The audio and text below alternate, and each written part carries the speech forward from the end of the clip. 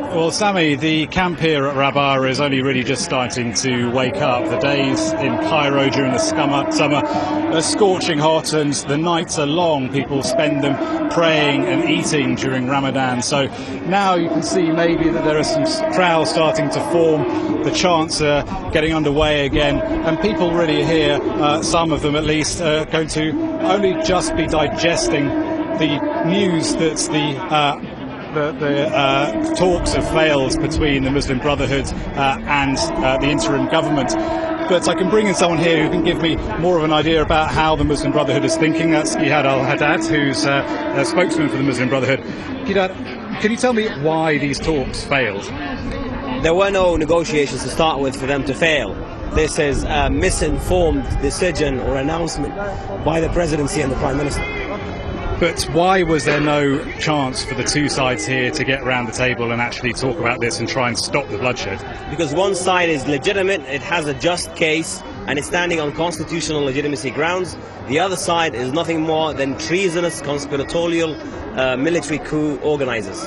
You say that, but we're at a standoff here where people are losing their lives, and the only way that people can stop losing their lives, surely, is if negotiation happens and people start to resolve this crisis. Losing their lives is not quite an accurate description of what's going on. It's people being killed by their own government. That's what's going on.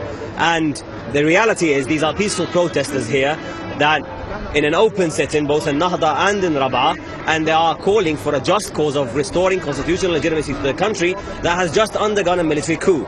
Now, whether or not the other side is not willing to realize that they are part of a military coup doesn't change any part of this equation. This will continue happening, and the protests will keep increasing until the other side recedes, until the military is being pushed back into the barracks.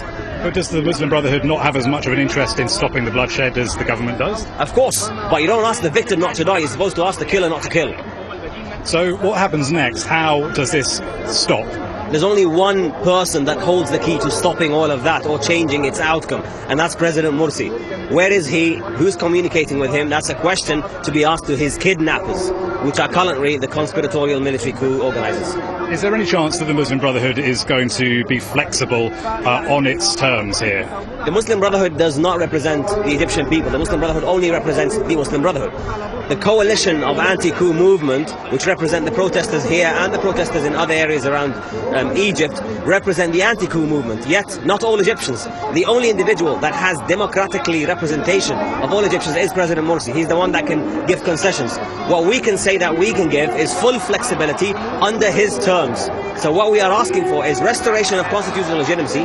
We want to work towards restoring it with full flexibility of how that can happen and flexibility of what can happen after that. Okay, thank you very much, Gehad.